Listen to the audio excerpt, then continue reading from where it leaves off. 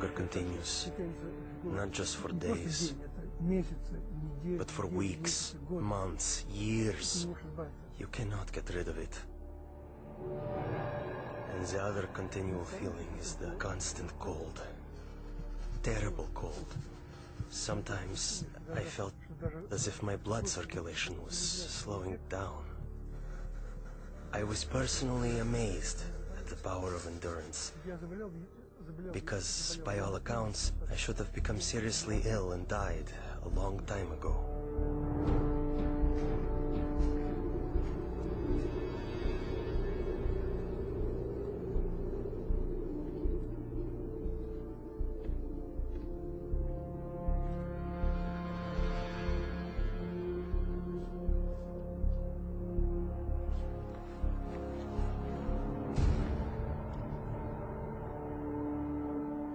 One night, I was thrown into a cell with a broken window. The KGB was determined to do an experiment and freeze me. Later they would say he broke the window in the cell and died of cold.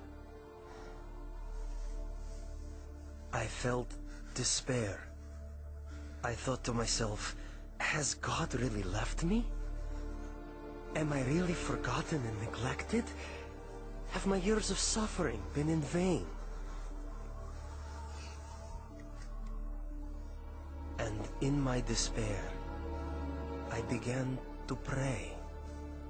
I usually pray silently, but this time I started to appeal to God out loud. God, have you left me? My cries were bursting from my heart, literally, in utter despair.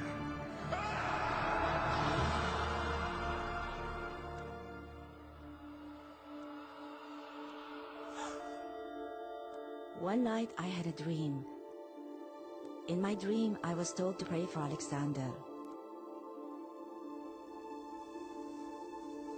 I had no idea who Alexander was. But I told my church, and we began to pray for him.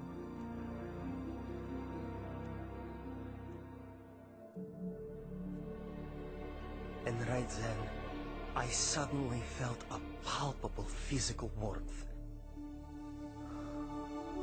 Not the kind that comes from a heater, but like when a mother draws her freezing child to her breast and warms him with her tearful breath of compassion. It was a very living, human warmth. It penetrates you as if piercing you to the heart.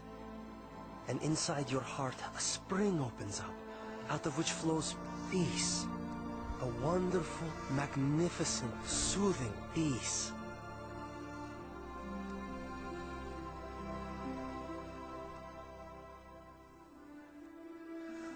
I felt a very loving, brotherly touch. Someone's caring hand touching my shoulder. I actually felt it. And this gesture represented the words, "You are not alone. You are not abandoned. We are with you. We are sharing your suffering."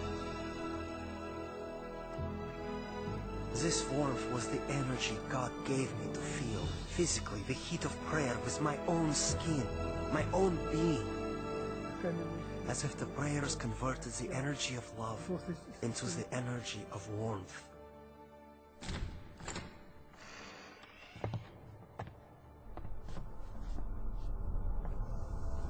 In the morning, it was a shock to my executioners. They couldn't understand.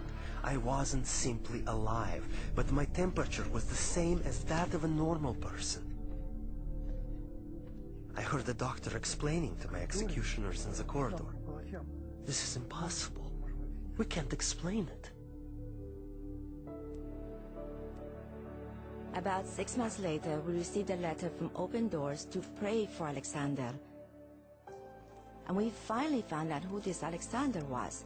We had been praying for 6 months without knowing anything about him. Alexander had started a Christian movement that spread across the Soviet Union. For this crime against the state, he was imprisoned to a labor camp in northern Siberia. the death sentence zone. It so happened that many people began praying for me.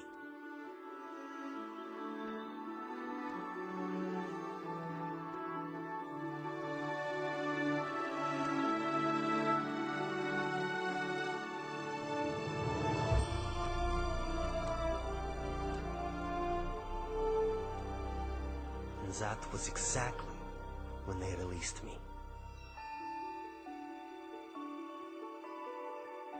Prayer opened the prison doors, and as the gospel affirms, set the captives free.